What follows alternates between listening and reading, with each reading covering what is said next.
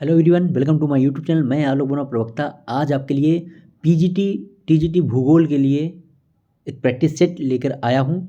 अच्छे प्रश्न हैं। आज का हमारा प्रैक्टिस सेट नदी, हिमनद, पवन, भूमिगत जल और सागरीय जल के कार्यों द्वारा निर्मित स्थलाकृतियों पर आधारित है। तो बहुत अच्छे प्रश्न है। एक तरफ से हम लोग देखते हैं। पहला प्रश्न है, नदी के यांत्रिक अपरदन में कौन सम्मिलित नहीं है? नदी के यांत्रिक अपर्दन में कौन सम्मिलित नहीं है? नदी का जो अपर्दन होता है रासायनिक अपर्दन भी होता है, यांत्रिक अपर्दन भी होता है। तो यांत्रिक अपर्दन में कौन शामिल नहीं है हम लोग देखते हैं। तो अपघर्षण शामिल है, जलगत क्रिया शामिल है, सन्निघर्षण शामिल है, घोलीकरण नहीं शामिल है। ठीक है, तो यही हमारा आंसर है, डी हमारा आंसर है। नदी के यांत्रिक अपर्दन में घोलीकरण सोल्यूशन शामिल नहीं है, यही हमारा आंसर है, क्योंकि यह एक रासायनिक अपर्दन है। नदी का रासायनिक अपर्दन है घोलीकरण। ठीक है, डी हमारा आंसर है। अगला प्रश्न हम लोग देखते हैं। निम्नलिखित में से कौन नदी के अपरदन द्वारा उत्पन्न स्थलाकृति नहीं है? चार आपके सामने सामने ऑप्शन है। इनमें से कौन नदी के अपरदन द्वारा उत्पन्न स्थलाकृति नहीं है? कौन नदी का अपरदन द्वारा उत्पन्न स्थलाकृति नहीं है? हम लोग देखते हैं। तो जलगर्तिका है अपरदन द्वारा निर्मित स्थलाकृति, शूकर कटक भी है, मियांडर्स भी हैं, जलोढ़ शंकु। ठीक, जलोढ़ शंकु नदी के अपरदनात्मक कार्य द्वारा उत्पन्न नहीं है, ये निक्षेपण द्वारा बनता है। तो डी हमारा आंसर है। नदी के निक्षेपण द्वारा जलोढ़ शंकु बनता है, अपरदन द्वारा नहीं बनता। डी हमारा आंसर है। ठीक है, क्या आंसर है? डी। ओके। तीसरा प्रश्न है, किसके विस्तृत रूप को कैनियन कहते हैं? तो यहां पर हम लोग ऑप्शन देखते हैं, किसके विस्तृत रूप को कैनियन कहते हैं। तो इसका आंसर क्या होगा? B, gorge.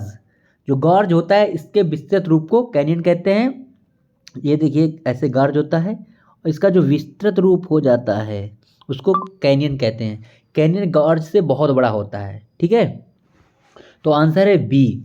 आप जान रहे हैं विश्व का सबसे बड़ा कैनियन है कोलोराडो नदी पर बना ग्रैंड कैनियन। कोलोराडो नदी पर बना ग्रैंड कैनियन विश्व का सबसे बड़ा और फेमस कैनियन है। तो बी हमारा आंसर है। चलते हैं अगले प्रश्न पर।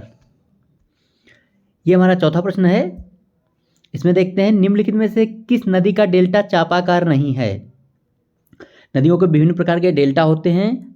ऐसे होते हैं चापाकार, एक पंजाकार डेल्टा होता है जो मिसिसिपी नदी का सबसे फेमस है, और कई प्रकार के डेल्टा हैं जिनमें से पूछा गया कौन चापाकार डेल्टा नहीं है।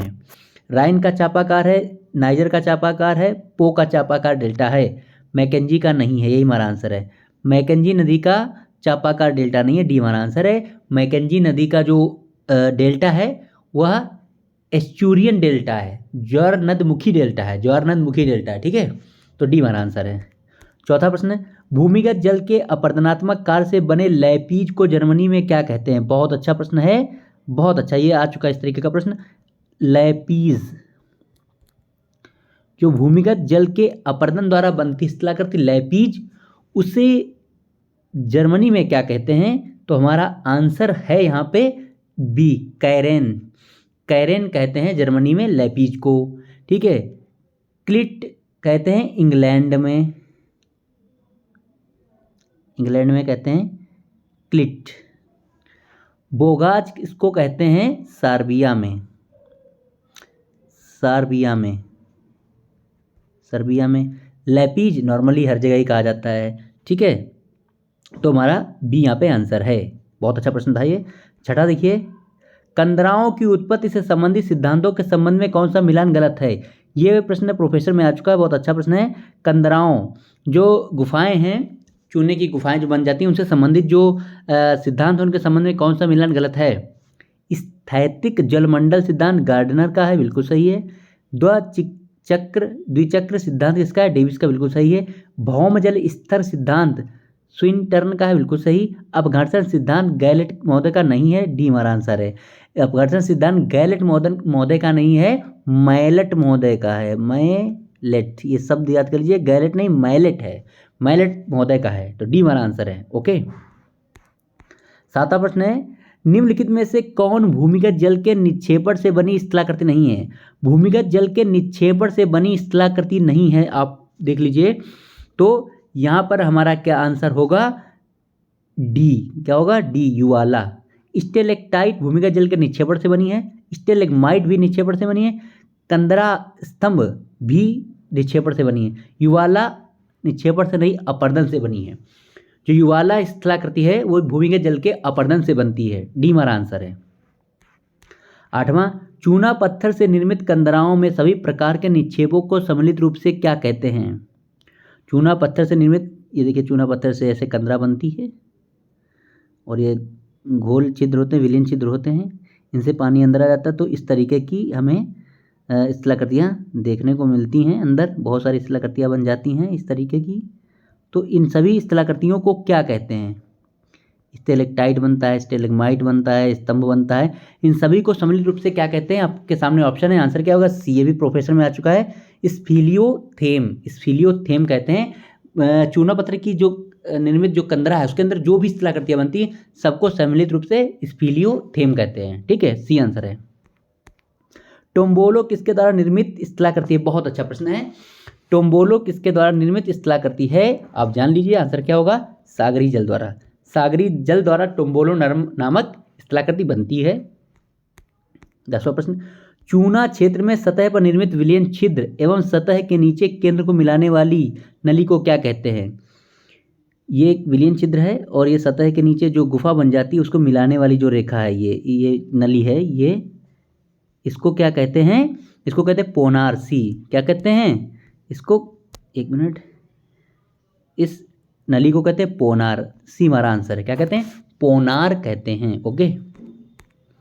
पेडेस्टल सेल किसे कहते हैं? ये क्वेश्चन आ चुका है कई जगहों पे, कई बार आ चुका है, पीसीएस में, उसमें प्रोफेसर में आया है, टीजीटी पीजीटी में भी आया है। पेडेस्टल सेल किसे कहते हैं? भूस्तंभ को, छत्रकशिला को, इंसलबर्ग को, यार्डंग को? तो ये कहते हैं छत्रकशिला को। ये सभी स्थलाकृतियाँ पवन के कार्य द्वारा बनी हुई हैं।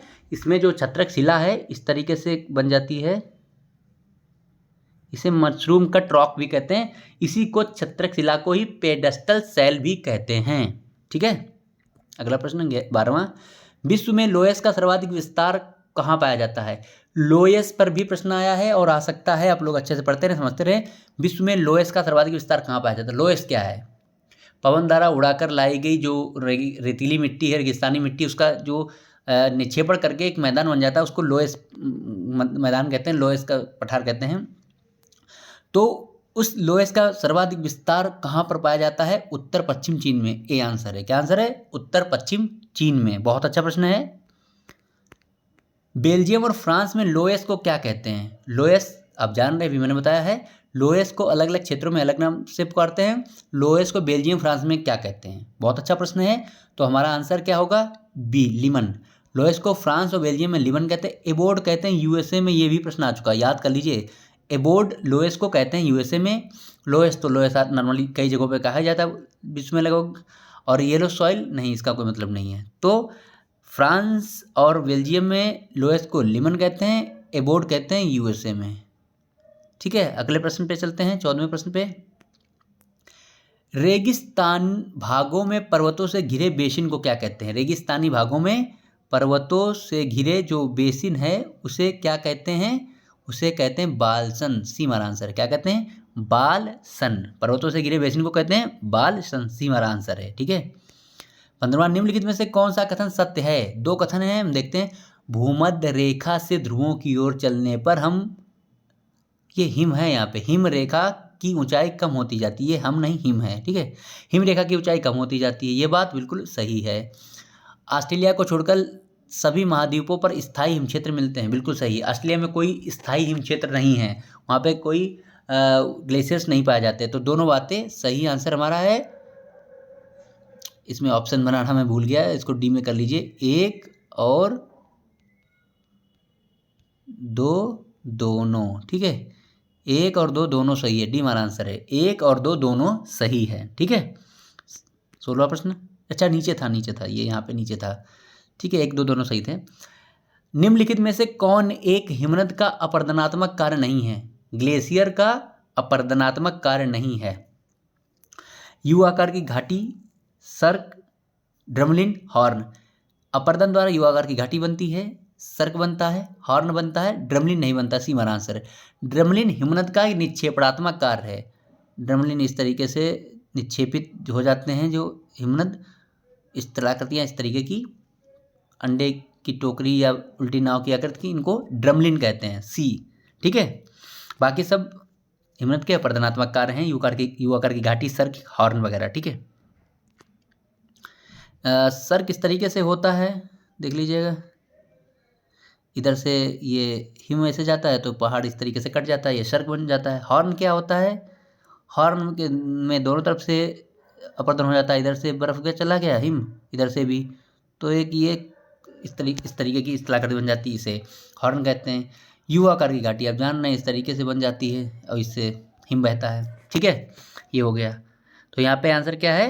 ड्रमलिन, सी। अगला प्रश्न देखते हैं 17वां। हिमनद द्वारा बनी स्थलाकृति सर्क को जर्मनी भाषा में क्या कहते हैं? जर्मनी में क्या कहते हैं? बहुत अच्छा प्रश्न है। अभी मैंने बताया था ये सर्क क्या है, इस तरीके से एक स्थलाकृति बन जाती है आराम कुर्सी की तरह, इसमें इस तरीके से हिम बहता है और ये कटाव यहाँ पे ऐसे करता है हिम। तो सर्क को जर्मनी भाषा में क्या कहते हैं? जर्मन में क्या कहते हैं? ए, कोरी कहते हैं, कोरे या कोरी, कोरे या कोरी, ठीक है। ये हमारा आंसर है। हिमगर्त, हिमगुहार, हिमसागर, ये सब इसके पर्यायवाची हैं सर्क के, ठीक है। ये हमारा आंसर है। 18वां प्रश्न। भूगोल में अंडे की टोकरी स्थलाकृति का संबंध किससे है? अभी मैंने बताया था कि अंडे की टोकरी इस तरीके से जो स्थलाकृति बनती है उसका संबंध किससे है? उसका संबंध होता है हिमोड से। ए, ठीक, हिमोड से इसका संबंध है। ओके, नहीं सॉरी, इसको ड्रमलिन कहते हैं यार, सॉरी, ये सी है, ड्रमलिन कहते हैं। अंडे की जो टोकरी है, अभी मैंने बताया था कि ड्रमलिन, ये इस तरीके से जो आपके हिमनद द्वारा जो निक्षेप किया जाता है, निक्षेपण द्वारा एक स्थलाकृति बनती है टोकरी की तरह, अंडे की टोकरी की तरह या उल्टा नाव की तरह के, उसे ड्रमलिन कहते हैं। क्या कहते हैं? ड्रमलिन। बाकी भी हिमनद के निक्षेपणात्मक कार्य हैं, लेकिन ड्रमलिन को अंडे की टोकरी कहते हैं, ठीक है। सी हमारा आंसर है। निम्नलिखित में से कौन हिमनद के द्वारा निर्मित स्थलाकृति नहीं है? यहाँ पर हमें देखना है, 5 स्थलाकृतियाँ दी गई हैं, कौन हिमनद द्वारा स्थलाकृति नहीं है, ठीक। देखते हैं, केम है, एस्कर ये भी है, मोरेंस यानी हिमोड ये भी है, संडूर ये भी है, रासमुटोनो ये भी है, तो सभी हैं। ये हिमनद द्वारा बनी स्थलाकृतियाँ हैं, सभी 5 हिमनद द्वारा बनी स्थलाकृतियाँ हैं। इनको याद कर लीजिए, समझ लीजिए, केम, एस्कर, मोरेंस, संडूर, रासमुटोने सभी हैं। तो इसका आंसर क्या होगा? डी, 1 2 3 4 5। क्या होगा? 1 2 3 4 5 सभी हिमनद द्वारा निर्मित स्थलाकृतियाँ हैं। ओके, फियोर्ड्स क्या है? बहुत अच्छा प्रश्न है। फियोर्ड क्या है? ऑप्शन आपके सामने, आप इसको जान रहे हैं। फियोर्ड क्या है? सागरीय जल में डूबी हिमानीकृत घाटी, ये हमारा आंसर है। सागरीय है या छूट गया उसमें, कोई बात नहीं है, समझ लीजिए अब। सागरीय जल में डूबी हिमानीकृत घाटी, सागरीय जल में डूबी हिमानीकृत घाटी। 21वां प्रश्न। निम्नलिखित में से कौन परिहिमानी स्थलाकृति नहीं है? पेरिग्लेसियस स्थलाकृति नहीं है। हाँ, तो यहाँ पे देख लीजिएगा, सी ऑप्शन है, डी कहाँ गया? नीचे चला गया, तो इसको देख लेते हैं हम लोग। परिहिमानी स्थलाकृति नहीं है, पिंगो है, पल्सा है, टार है, और यहाँ पर डी पुलिन हमारा आंसर है। ये परिहिमानी स्थलाकृति नहीं है, क्योंकि पुलिन सागरीय जल के निक्षेपण से बनता है। पुलिन जिसे बीज कहते हैं, बीज, समझ रहे हैं, पुलिन बीज, तो ये डी हमारा आंसर है। अगला देखते हैं, निम्नलिखित में से कौन सी स्थलाकृति सागरीय जल द्वारा निर्मित नहीं है? जल छूट गया यहाँ पे।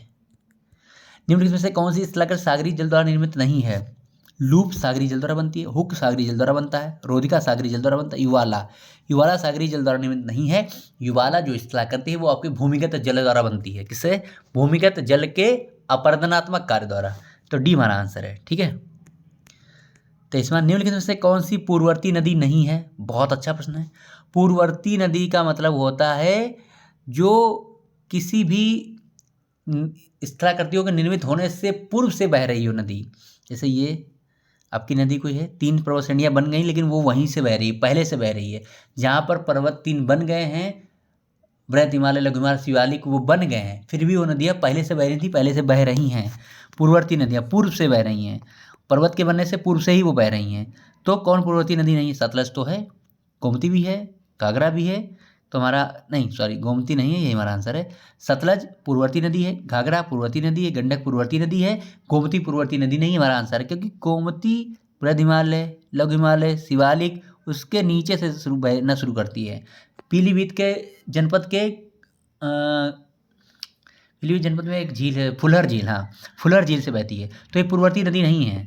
ठीक है, तो पूर्ववर्ती नदी नहीं है गोमती, बाकी तीनों पूर्ववर्ती नदियाँ हैं जो हिमालय को काट कर बहती हैं। ठीक है, इसके अलावा सिंधु भी है, गंगा भी है पूर्ववर्ती नदियाँ। ठीक है, तो बी जो गोमती नदी वो पूर्ववर्ती नदी नहीं है। 24वां प्रश्न, पैटरनास्टर झीलें किसके द्वारा निर्मित होती हैं? पैटरनास्टर झीलें किसके द्वारा निर्मित होती है? बहुत अच्छा प्रश्न है, ये 24वां हमारा प्रश्न है। इसका आंसर क्या होगा? हिमनद द्वारा।